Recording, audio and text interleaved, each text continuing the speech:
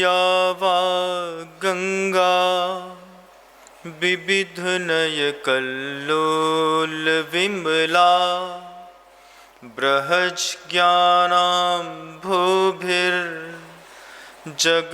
जनतां या स्नपयति इदानीमपेशा बुद्ध जन मरालय परिचिता महावीर स्वामी नयन पथगामी भवतु मे। अहिंसा परमो धर्म की परम पूज्य आचार्य भगवंत गुरुदेव श्री विद्यासागर जी मुनि महाराज की, बंधा जी के अस्यकारी श्री अजितनाथ जी भगवान की, समस्त मुनि संघ की।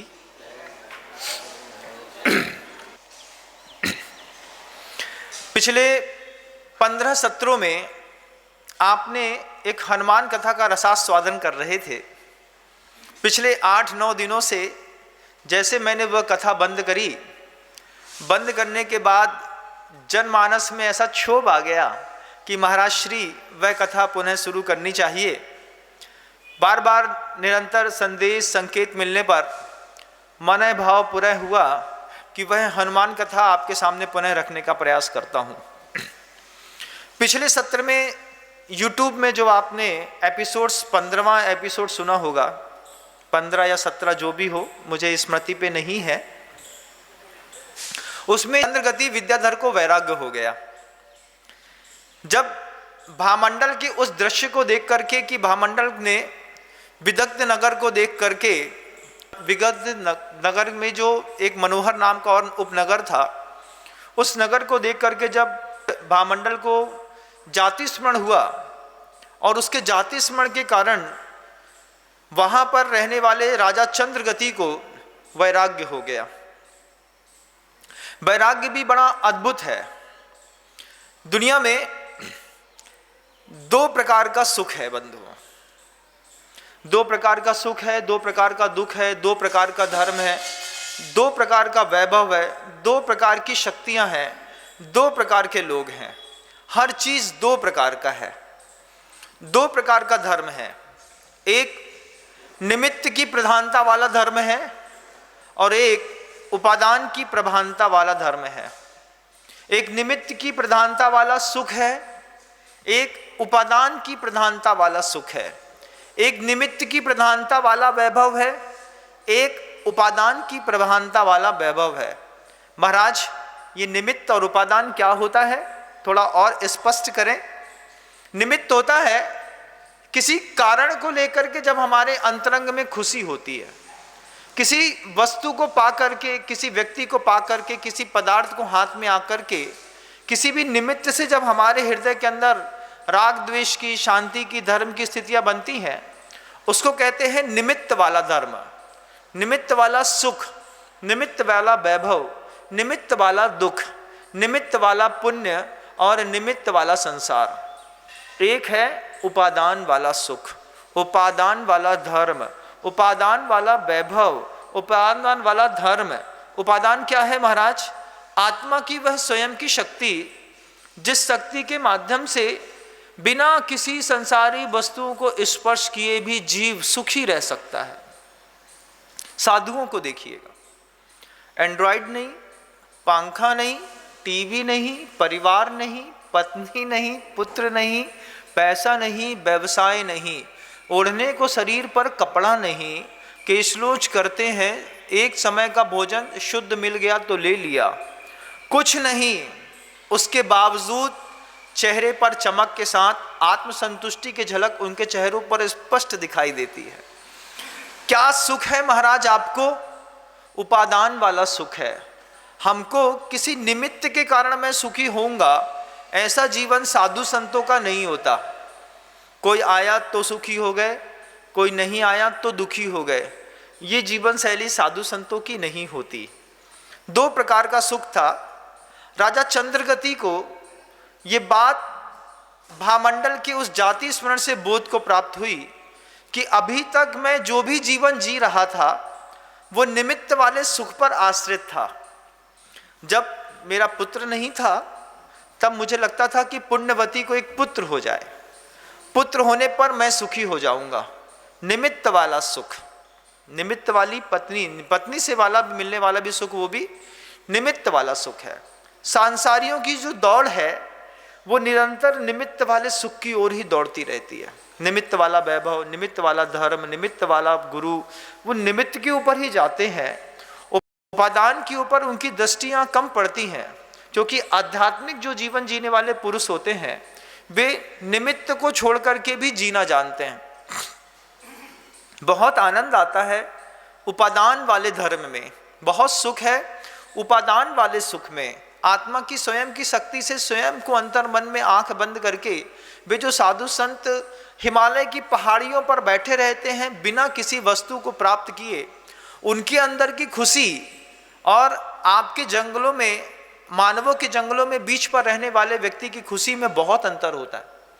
थोड़ी देर के लिए कुछ चीज़ नहीं मिलती है, अरे आधे घंटे के लिए लाइट गोल हो जाती है, कितनी आकुलता होती है घर के अंदर। सोचिएगा बंधुओं, गर्मी के दिनों में सिर्फ आधे घंटे लाइट गोल हो जाती है। वहाँ पर साधु को देखिएगा, जीवन भर विद्युत का प्रयोग किए बिना कैसे जिंदगी निकाल देते हैं। रात भर पसीना टप टुप करता रहता है, साधु चुपचाप अपनी चर्या आराम से अपना काम करते रहते हैं। ये उपादान वाला सुख है। राजा चंद्रगति जो पूर्व सत्र में आप देख रहे थे, सुन रहे थे, जब भामंडल को जाति स्मरण होकर के स्मृतियां आ गईं और भामंडल को ये बात का ज्ञान हो गया कि सीता मेरी बहन है, मैं उसके ऊपर फालतू में आकृष्ट हो रहा था, महाराज चंद्रगति को वैराग्य हो गया। वे सोचने लगे कि निमित्त वाले सुख से हट करके अब मुझे उपादान वाले सुख की ओर जाना है। आचार्य उमा स्वामी भगवंत ने तत्वार सूत्र में एक सूत्र लिखा है, जगत काय स्वभावो व संवेग वैराग्यार्थम। जगत और काया इन दो के स्वभाव का चिंतन करने पर क्रमशः संवेग और वैराग्य की प्राप्ति होती है। जगत का चिंतन करते हैं तो जगत से डर लगता है, और जब शरीर का चिंतन करते हैं तो फिर आदमी को वैराग्य की प्राप्ति होती है। जो धोवे त्यों मैली, कितनी बदबू आती है शरीर से, ये तो वो लोग जानते हैं। कई लोग ऐसे होते हैं जिनके शरीर से बहुत बैड स्मेल, कई विवाह के विच्छेद, संबंध विच्छेद तो इसी बात पर हो गए कि इसका शरीर से बैड स्मेल बहुत आती है, हम इसके साथ नहीं रह सकते। बड़ा विचित्र है। जगत काय स्वभावो व संवेग वैराग्यार्थम सूत्र है, तत्वार सूत्र का बंधु। राजा चंद्रगति बार बार सोच रहे थे कि सोचता था हमेशा कि भामंडल को पाकर के मैं खुश हो जाऊंगा। इसके ये भी देखो, ये भामंडल भी सीता के निमित्त से अपने आप को सुखी होने का प्रयास कर रहा था।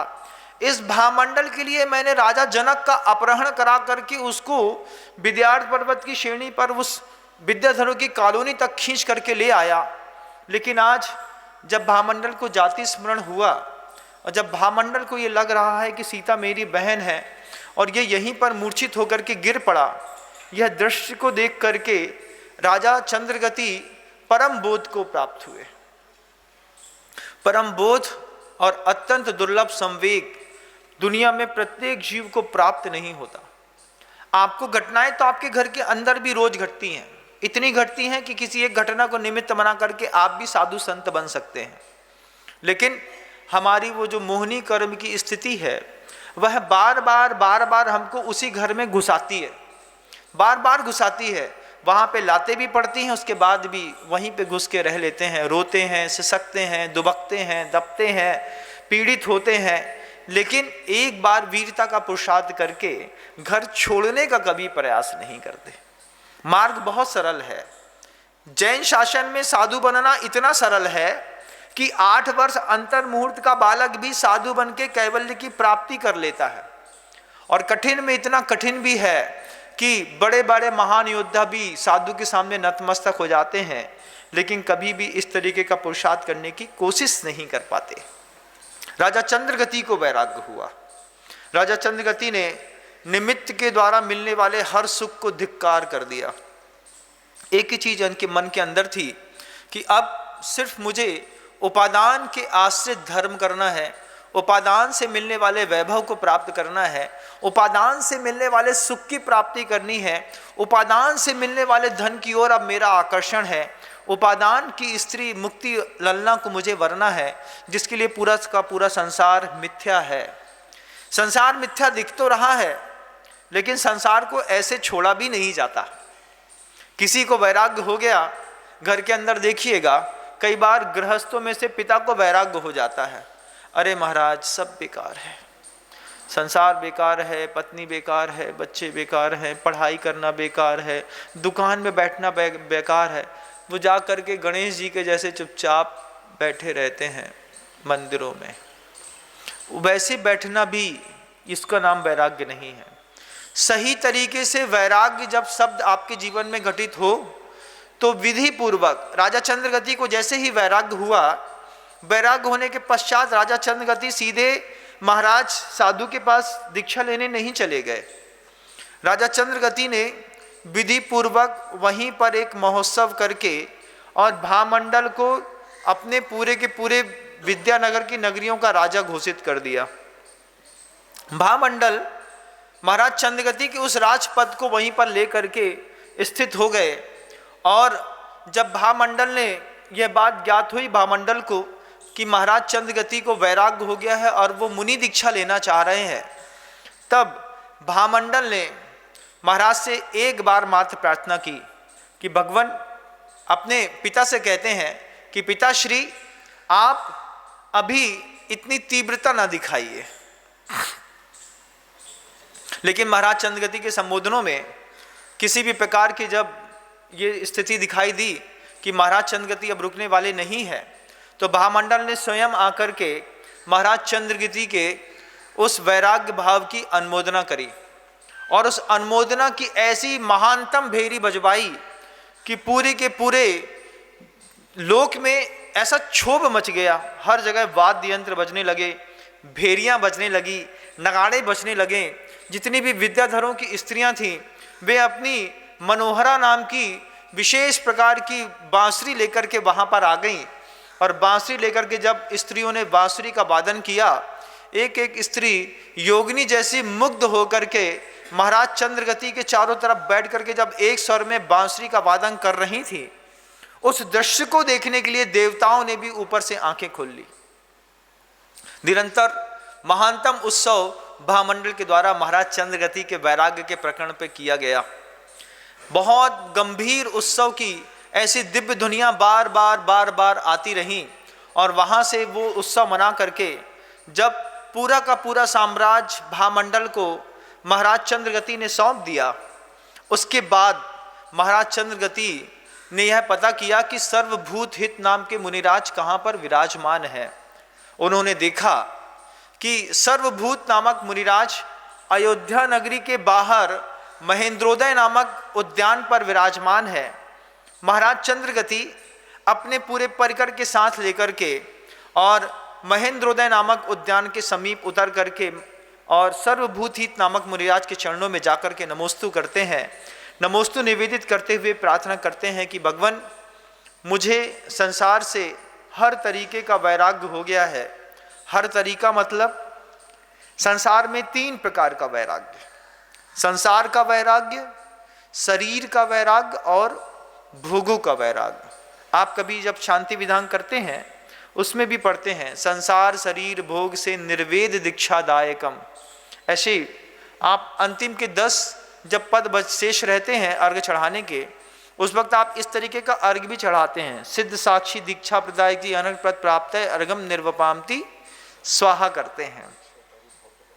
तब महाराज चंद्रगति सर्वभूत हित नामक मुनिराज से कहते हैं, महाराज मुझे वैराग्य हो गया है और अब मैं चाहता हूं कि आपके चरणों में रह करके मुनि दीक्षा ग्रहण करके अपने शेष जीवन को कृतार्थ और धन्य धन्य करूं। सर्वभूत हित नामक आचार्य परमेष्टि जो अवधि ज्ञान के नेत्रों से संपन्न थे, आचार्य कुंदकुद भगवंत ने स्पष्टतः अपने प्रवचन सार में यह बात लिख दी है कि 4 प्रकार के चक्षु होते हैं। जब सामान्य व्यक्ति जो होता है वो चर्म चक्षुओं से देखता है और आगम चक्षु साहू इंद्रिय चक्षुणी सब भूदाणी देवा या ओहि चक्षु सिद्धा पुण्य सब दो चक्षु। साधु का नेत्र आगम होता है, आगम चक्षु साहू इंद्रिय चक्षुण ये सब भूतानी। दुनिया में जितने भी लोग प्राणीजन यहाँ पर दिखाई देते हैं उनकी आंखें ही उनका चक्षु है, वे अपनी आंख से देखते हैं। देवा या ओहि चक्षु, देवता और विशेष रिद्धिधारी मुनि महाराज अवधि ज्ञान रूपी नेत्र से देखते हैं। सिद्धा पूर्ण सब दो चक्षु, और सिद्ध परमेष्टि जो हैं वे सर्वांग से अपने ज्ञान के माध्यम से देख करके इस जीवन की, इस जगत की लीला का दर्शन करते हैं। मुनिराज को जब भी दर्शन करना पड़ता है उसके लिए एंड्रॉयड चलाने की जरूरत नहीं पड़ती। आगम रूपी जो धन हमारे पास है उससे देख करके दुनिया की हर एक स्थिति का ज्ञान किसी भी साधु को अपने कमरे पर एक सामान्य से ग्रंथ सामने रखने पर ही हो जाता है। महाराज चंद्रगति ने सर्वभूत हित नामक मुनिराज से कहा कि महाराज मुझे वैराग्य हो गया है और अब मैं मुनि दीक्षा लेना चाहता हूं। सर्वभूत हित नामक आचार्य परमेष्टि बोले, बिना विद्याओं का त्याग किए हुए आप कभी भी दिगंबर साधु नहीं बन सकते। किसी भी प्रकार की विद्या सिद्ध करने का कोई भी उपक्रम, ये भी एक परिग्रह माना गया है जैन शासन में। कोई भी साधु को किसी भी प्रकार की रिद्धि सिद्धियां तो हो सकती हैं, साधना करते करते करते उनकी वाणी में ऐसा सौंदर्य आ सकता है, कंठ पर कुछ मंत्र सिद्ध हो सकते हैं जिनके माध्यम से वो कुछ कहें और वो हो जाता है। उनके विचार शक्तियों में भी रिद्धियां हो सकती हैं। ऐसे 64 रिद्धियों के मुनियों को दिगंबर जैन शासन में निरंतर नमस्कार किया जाता है। माँ बहने पुरुष वर्ग भी निरंतर 64 रिद्धिधारी मुनि महाराजों के उन उपवास एकासन से व्रत भी करना पसंद करते हैं। रिद्धियां हो तो सकती हैं, लेकिन कोई भी दिगंबर मुनि अपने जीवन को सुरक्षित, व्यवस्थित, संतुलित रखने के लिए किसी भी प्रकार की रिद्धि का प्रयोग नहीं करता। लेकिन ये जरूर है कि वे रिद्धियों से दूसरों का कल्याण जरूर कर सकता है, और ऐसा होता भी है बंधुओं। ऐसा अगर होता नहीं होता तो फिर आचार्य भगवान के गंधोदक चरणों के चरणामृत को पान करके कितने सारे लोगों ने अपनी व्याधियां दूर कर ली हैं। साक्षात स्पष्टता दिखाई देता है जब पूज्य गुरुवर के चरण कमलों के गंधोदक को स्पर्श करने के साथ कई लोगों को भयानक रोगों से मुक्ति मिल जाती है। लगातार लोग ताते लगाते हैं और विशेष अवसरों पर जाकर के गुरुवर के गंधोदक को माथे में या फिर उपद्रव के सहित उस अंग में लगा करके अपनी क्षतिपूर्ति को करते हैं। यह भी तो एक रिद्धि है, लेकिन उसी गंधोदक से गुरुवर का दर्द ठीक नहीं हो सकता। हम दूसरे का तो ठीक कर सकते हैं, लेकिन अपना ठीक नहीं कर सकते। जैसे अपनी आंखों से अपना चेहरा दिखाई नहीं देता, पूरी दुनिया का दर्शन तो कर सकते हैं। ऐसी वे शक्तियों का प्रयोग जब तक हम त्याग ना कर दें, छोड़ ना दें, तब तक किसी भी विद्याधर को यहाँ पर मुनि दीक्षा नहीं मिल सकती। जब सर्वभूत हित नामक मुनि महाराज ने चंद्रगति विद्याधर से कहा कि अपना विद्याधर तो छोड़ दिया, उस लोक का वैभव भी छोड़ दिया, संपदा भी छोड़ दी, परिवार भी छोड़ दिया है, ये विद्याओं का त्याग और कर दीजिए। उसके बाद निश्चित ही आपकी दीक्षा के लिए यहाँ पर वातावरण तैयार हो जाएगा। दिगंबर साधु इतने विश्व के ऊपर उपकार करने में कुशल होते हैं। वे सर्वभूत हित नामक मुनिराज, उनके चेहरे का तेज अद्वितीय था। पहली बार विद्याधर चंद्रगति को ऐसा लगा कि मेरी शक्तियों से ऊपर भी साधु की ऐसी अद्भुत शक्तियां हैं। निमित्त का सुख, निमित्त का धर्म, निमित्त की शक्तियों से ऊपर उपादान की शक्तियां, उपादान का सुख और उपादान का धर्म होता है बंधु। लेकिन हमारी दृष्टि कभी उपादान की ओर नहीं जाती।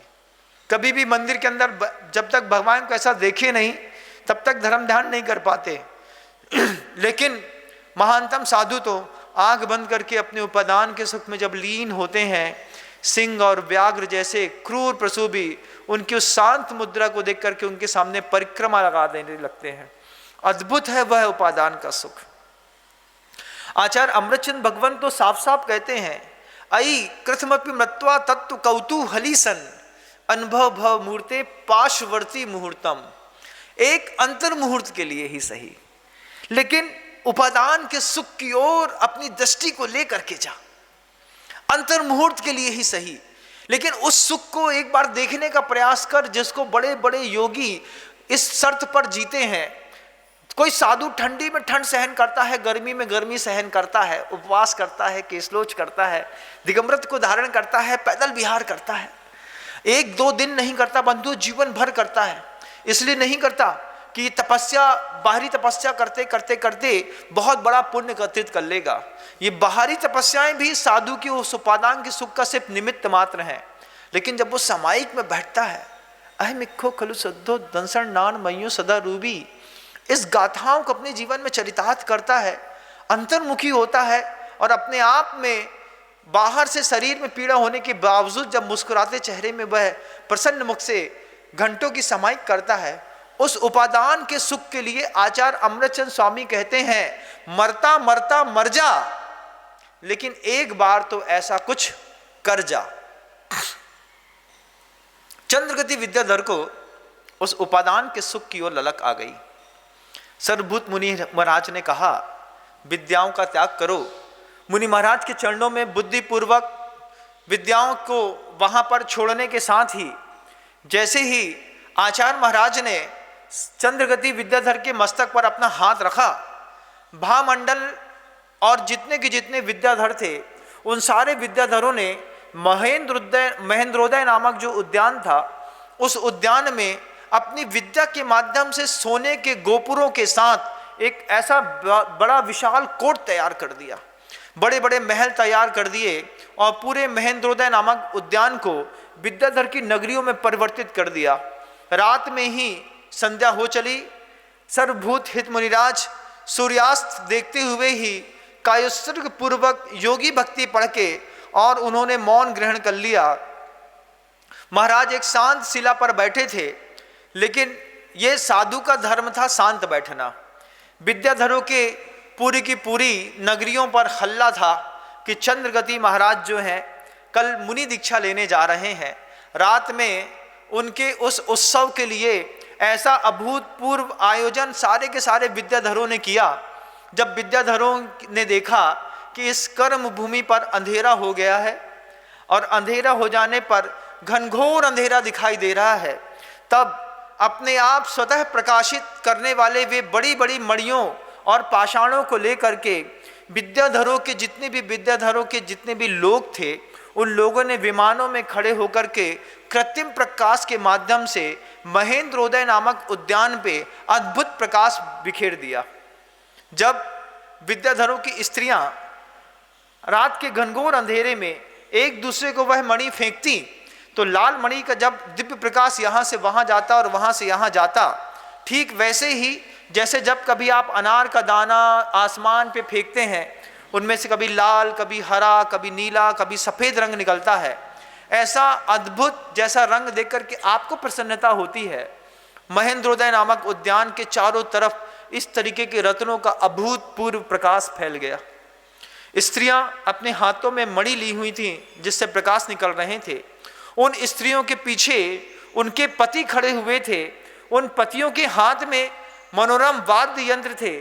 उन वाद्य यंत्रों के पीछे उनके अंगरक्षक खड़े हुए थे जो निरंतर जय हो जय हो जय हो जय हो, चंद्रगति महाराज की जय हो, सर्वभूत हित आचार्य महाराज की जय हो, महाराज जनक का वह पुत्र भामंडल जयवंत रहे जयवंत रहे जयवंत रहे। जब चारण और भाट लोग ऐसा अद्भुत बार बार उद्घोष कर रहे थे, पूरी की पूरी अयोध्या नगरी पर इस तरीके के संवाद और इस कोलाहल का प्रभाव जाने लगा। सीता के महल तक रामचंद्र जी के साथ जब सीता वहां पर शयन कर रही थी, महाराज दशरथ अपने महल पर शयन कर रहे थे, अपराजिता कौशल्या अपने अपने कक्षों पर सो रही थी, और जब महेंद्रोदय नामक उद्यान पे इस तरीके के विद्याधरों ने मिलकर के महाराज चंद्रगति की दीक्षा की पूर्व संध्या पर एक महानतम आयोजन किया, उस आयोजन के कोलाहल से सोती हुई सीता उठ बैठी। सीता उठ बैठी और बार बार जब सीता के कान पर वे शब्द जा रहे थे, महाराज जनक का पुत्र भामंडल जयवंत हो जयवंत हो जयवंत हो, यह बात सुनकर के, क्योंकि भामंडल को उसी समय विद्याधर की नगरियों का साम्राज्य मिला था, नया राजा था विद्याधरों का, सारे के सारे विद्याधर, सारे के सारे सैनिक, सारा का सारा वैभव एकमात्र भामंडल की जयकार लगा रहा था। भामंडल की जय हो, महाराज चंद्रगति की जय हो, सर्वभूत हित आचार्य महाराज की जय हो, ये युगों युगों तक जीवंत रहें, जयवंत रहें। जब ऐसे बार बार उद्घोष हो रहे थे, उस उद्घोष से जब सीता की आंखें खुली और सीता उठ करके बैठ करके देखती है, सुनती है, सोचती है इस बात को कि कैसा महाराज जनक, जनक तो मेरे पिता का नाम है, वे जनक मिथिला नगरी के जनक, उनके नाम के जयकारा, उनका पुत्र, वह मेरा भाई तो बचपन में ही खो गया था, किसी देव के साथ हर लिया गया था। ये कैसा विभ्रम है मेरे जीवन में कि मुझे सोते में अपने भाई की याद आ रही है। जब ऐसा सीता सोच रही थी, सोचते सोचते जब पूरी की पूरी आंखें खोल ली, तब भी कानों पर उस प्रकार की ध्वनि आने लगी तो सीता आंसू बहाने लगी। सीता को रोता हुआ रामचंद्र जी ने जब देखा, रामचंद्र जी सीता से कहते हैं कि सीते, जो किसके लिए रो रही हो? देखो तो कोई महाराज जनक का पुत्र जयवंत हो ऐसा उद्घोष लगा रहा है स्वामी। मेरा भाई तो बचपन में ही देवों के द्वारा हर लिया गया था, कहीं ऐसा तो नहीं कि मेरा भाई मिल गया हो और मुझे पता ना चला हो। जब ऐसे बार बार सीता के क्षोभ युक्त वचन को रामचंद्र जी ने सुना, रामचंद्र जी सीता से कहते हैं कि सीता, गुमे हुए का, हरे हुए का, गए हुए का, मरे हुए का कभी क्षोभ नहीं करते। फिर से बोलो, गुमे हुए का, हरे हुए का, गए हुए का और मरे हुए का जीवन में कभी भी क्षोभ नहीं करते, क्योंकि गुमी हुई वस्तु, हरी हुई वस्तु, मरी हुई वस्तु लौट करके कहाँ आती हैं। लेकिन बंधा जी के अजितनाथ भगवान का ऐसा प्रताप है कि गुमी हुई वस्तुएं भी यहाँ पर आकर के प्रार्थना करने पर वापस मिल जाती हैं। बंधु, पूर्णिमा के दिन दुनिया भर के लोग जब यहाँ पर आकर के प्रभु जी के सामने शांति धारा, अभिषेक, भक्ति, पूजन, धर्म, माला का जाप, स्तोत्र का पाठ, पूजन इत्यादि करते हैं, इस अतिशयकारी विश्व में ऐसी प्रतिमा दुर्लभ है बंधुओं। इस प्रतिमा के सामने मांगने के पर, भावना करने पर, इनके सामने श्रद्धा समर्पित करने पर, पूजन, अभिषेक, शांति धारा, अपनी भावना रखने पर ऐसी कौन सी भावना है जो दुनिया में फलीभूत नहीं होती। पिछले 5 महीनों से लगातार मैं रोज निरंतर नवीनतम नवीनतम आश्चर्य को अपनी आंखों से रोज देख रहा हूं। आप भी 30 अगस्त के दिन अपना मन बना लीजिएगा। महाराज रामचंद्र जी सीता से कहते हैं, सीता, मरे हुए का, हरे हुए का, गुमे हुए का, खोए हुए का शोक करना व्यर्थ है, और शोक तो कायर पुरुष के लिए किया जाता है। तुम्हारा भाई तो अगर होगा तो वो सूरवीर होगा, सूरवीर के लिए कभी रोया नहीं जाता।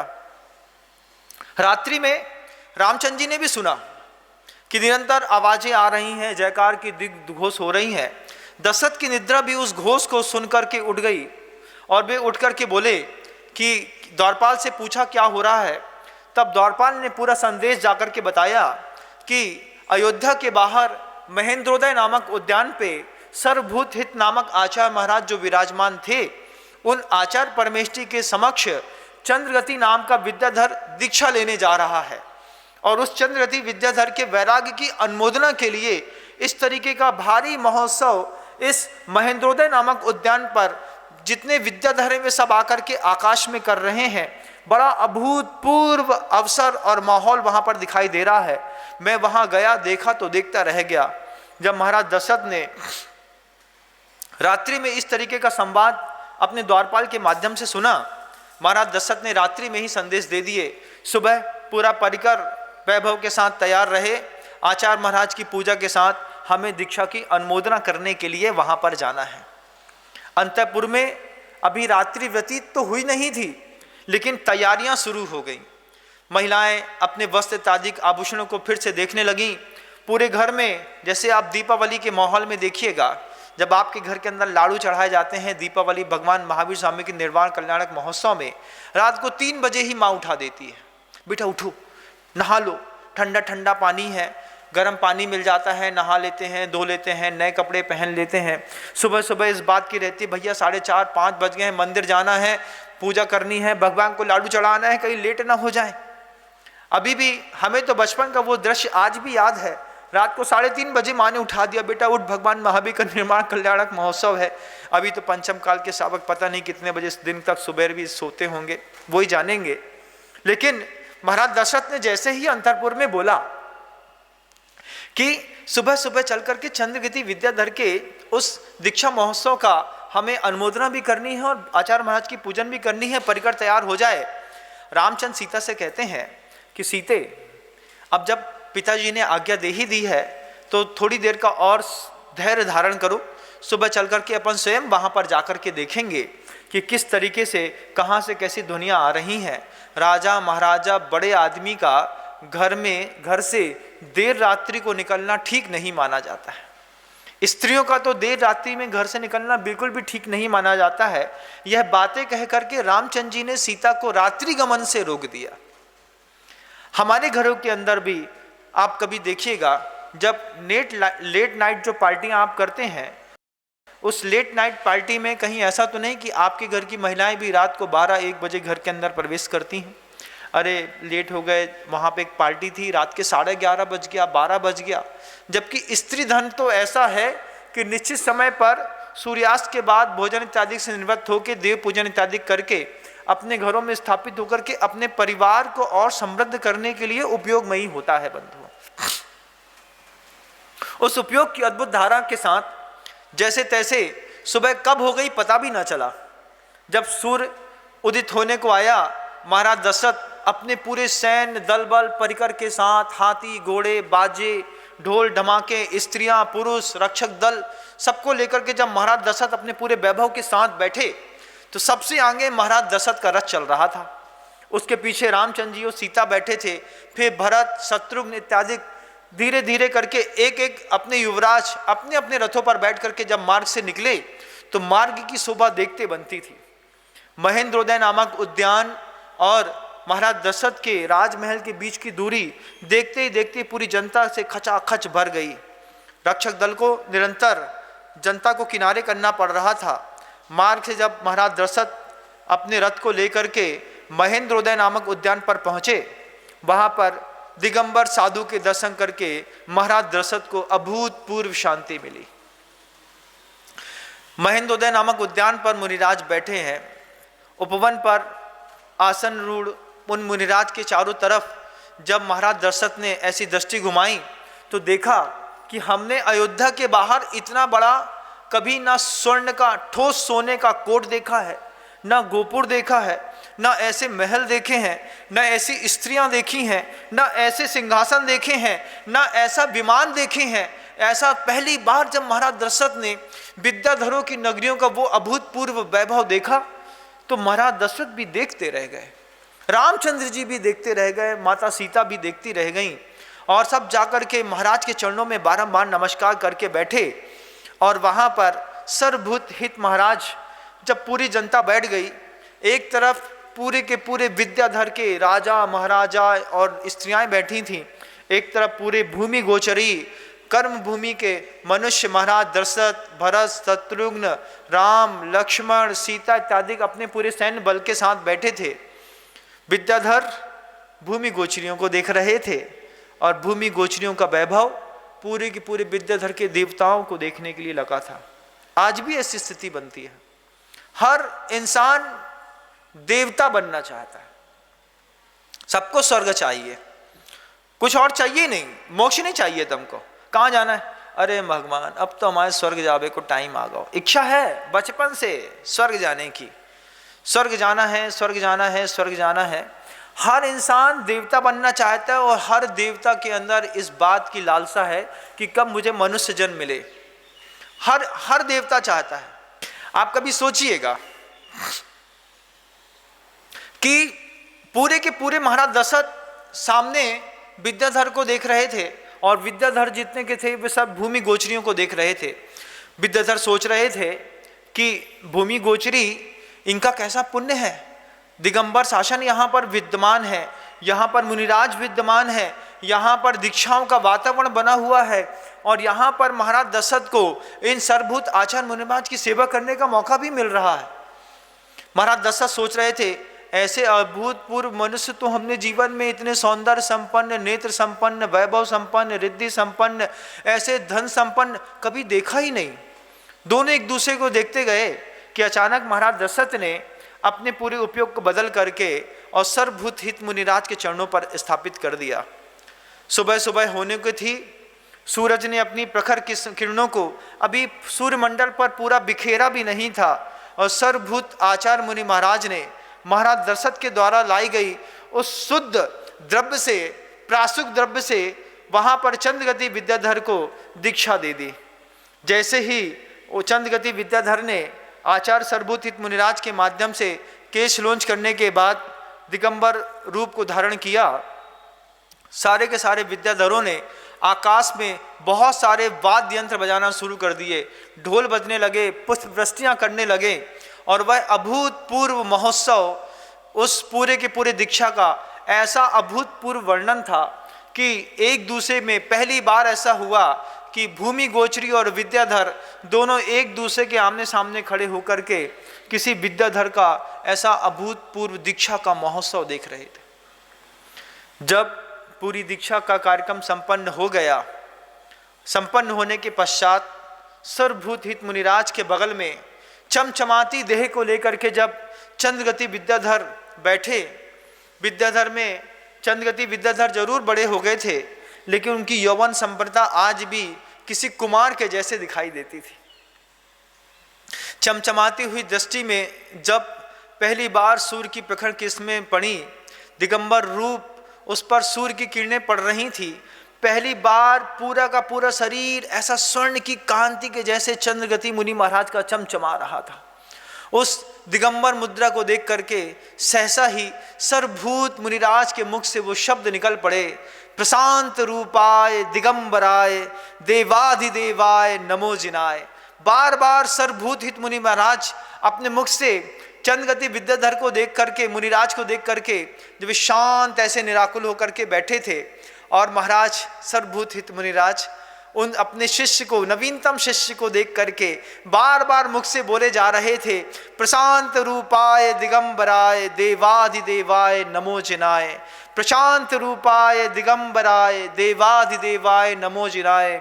जब तीसरी बार सर्वभूत हित नामक मुनिराज ने अपने मुख से कहा, प्रशांत रूपाय दिगंबराय देवाधिदेवाय नमो जिनाय, सारे के सारे जितने भी विद्याधर, स्त्रियां, पुरुष, सैनिक, दलबल, विद्याधरों का महाराज दशरथ, सीता, राम, भरत, शत्रुघ्न के साथ भूमि गोचरियों का जितना सैन्य दल था, सारा का सारा सैन्य दल एक साथ जमीन पर लौट करके सर्वभूत हित नामक मुनिराज और चंद्रगति मुनिराज के चरणों में बारंबार नमोस्तु करने लगा।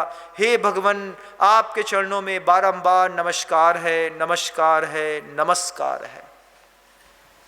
एक व्यक्ति ने उपादान के सुख को देखने के लिए आंख क्या मूंदी, पूरी दुनिया उपादान के सुख की ओर आकृष्ट उस शरीर को देखने लगी।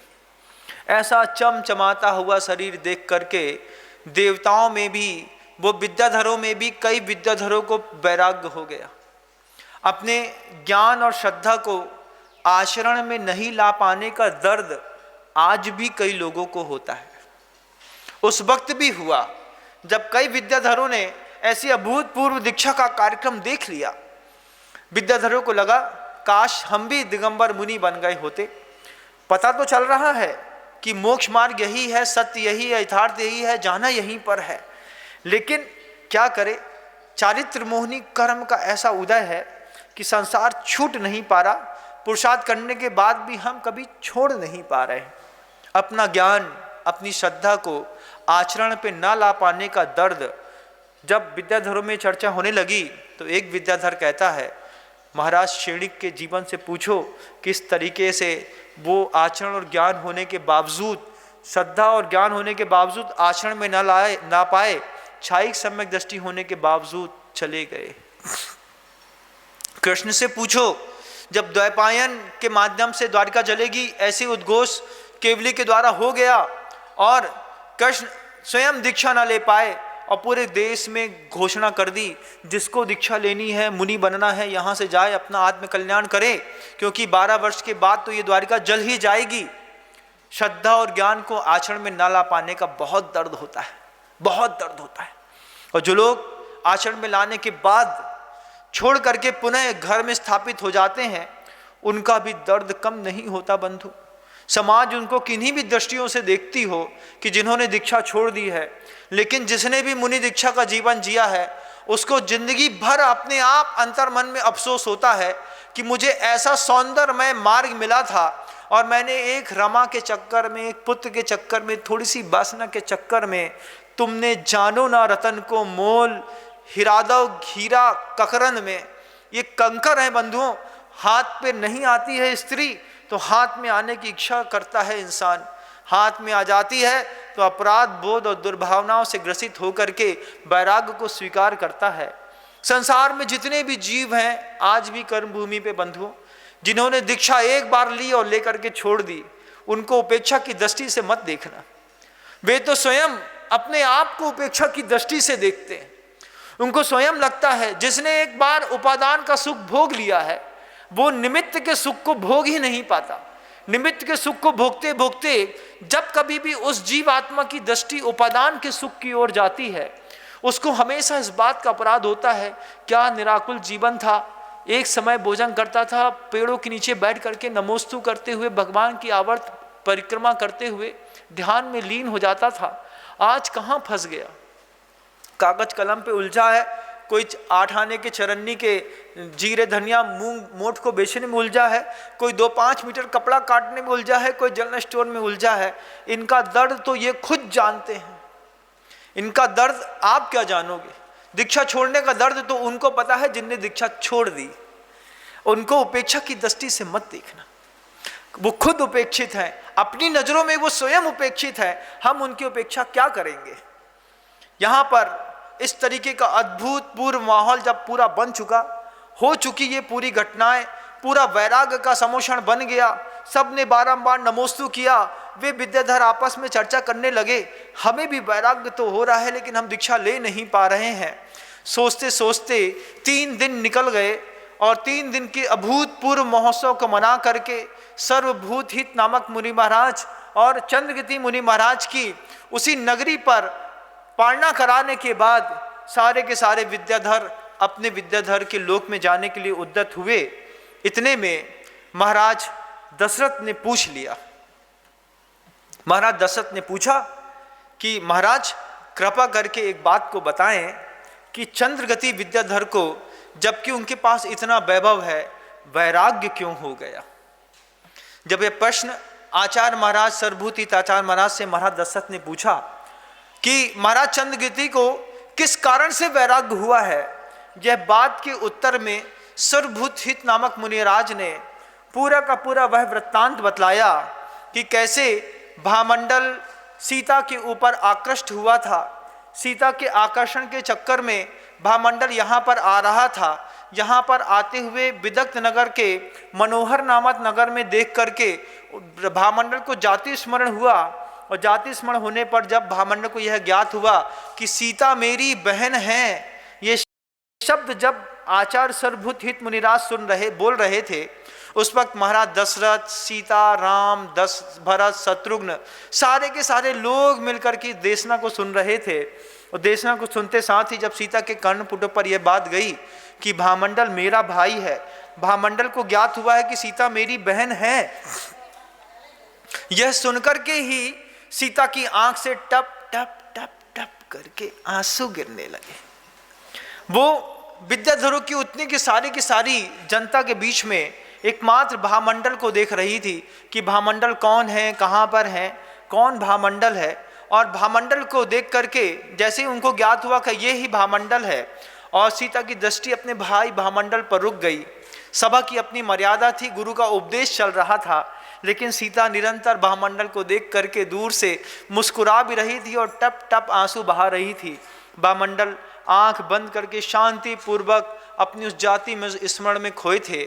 महाराज दशरथ सर्वभूत हित नामक आचार्य परमेष्ठी से, जो कि अवधि ज्ञान के धारी थे, उनके मुख से वे शब्द सुन रहे थे कि जब भामंडल को जाति स्मरण हो गया और भामंडल ने बताया कि सीता मेरी बहन है, मैं पूर्व में ऐसा कुंडल मंडित नाम का एक दुष्ट उद्दंड राजा था और मैंने इस तरीके से पिंगल और चित्तोसभा का हरण किया था, फिर कैसे मैंने मुनिराज के ऊपर मुनिराज की देशना सुन करके मैंने कैसे संयम ग्रहण किया, संयम के प्रभाव से मैं स्वर्ग में गया और फिर वहाँ पे विदेहा के गर्भ में आकर के मैंने भी जन्म लिया और ये चित्तोसभा का जीव मर करके व्रतों को संयम को धारण करके स्वर्ग में गया था, वहाँ से च्युत होकर के हम दोनों एक ही गर्भ में आकर के स्थित हुए। पूर्व भव के बैर के कारण देव मुझे हर करके ले गया, कैसे चंद्रगति विद्याधर को मैं मिला, उसने उठा करके पुण्यवती नामक स्त्री को दे दिया। ये पूरा का पूरा कथानक जो शुरुआत के 3-4 एपिसोड्स में आप पहले सुन चुके हैं, ये पूरा का पूरा कथानक सर्वभूत हित नामक मुनिराज ने महाराज दशरथ को सुना दिया। महाराज दशरथ आश्चर्यचकित होकर के वह दृश्य को सुन रहे थे। महाराज चंद्रगति चुपचाप आंख बंद करके अपनी ऊर्ध्व छाती को बाहर निकाल करके धैर्य पूर्वक शांति से बैठे थे। भामंडल क्षुब्ध होकर के आंख बंद करके बैठे थे। जब वे पूरा कथानक संपन्न होकर के सर्वभूत हित मुनिराज ने यह पूरा दृश्य कथानक महाराज दशरथ को सुनाया और महाराज दशरथ को सर्वभूत हित मुनिराज ने आशीर्वाद दिया कि महाराज दशरथ अब आप अपने अयोध्या की ओर जा सकते हैं। जब सर्वभूत हित मुनिराज चंद्रगति विद्या मुनिराज को लेकर के और अंदर उपवन को छोड़ करके वन में प्रवेश कर गए, तब विद्याधर के लोगों का और महाराज दशरथ का आपस में मिलन हुआ। सर्वप्रथम महाराज दशरथ ने भामंडल को अपने गले से लगाया, गले से लगा करके उनके पुष्ट बाजू को छुआ, देखा, खूब खुश हुए महाराज दशरथ। महाराज दशरथ से वार्तालाप करने के पश्चात भामंडल ने जब पहली बार सीता को आंख उठा करके देखा और सीता ने देखा कि वो भामंडल दूर वहां पर खड़े हैं, भामंडल सीता के पास आता, इसके पूर्व में ही सीता रामचंद्र जी का स्थान, बगल का स्थान छोड़ करके दौड़ करके अपने भामंडल के पास जाकर के खड़ी हो गई। और दशरथ ने जैसे देखा कि पीछे सीता आ गई हैं, दशरथ 2 कदम क्या आगे बढ़े, सीता और भामंडल आपस में गले मिलकर के फूट फूट करके रोने लगे। वो दृश्य ऊपर से जब एक दूसरे के गले मिल करके सीता और भामंडल रो रहे थे, ना भामंडल की आंख से आंसू रुक रहा था, ना सीता की आंख से आंसू रुक रहा था। जितने के जितने विद्याधर थे, सारे के सारे विद्याधर इस दृश्य को देख करके इतने ज़्यादा मर्म और करुणा से भर गए कि यहाँ पर रामचंद्र जी स्वयं उनकी आंख से आंसू निकल गया, दशरथ की आंख से आंसू निकल आया और सीता और भामंडल निरंतर उस दृश्य में लीन हो गए।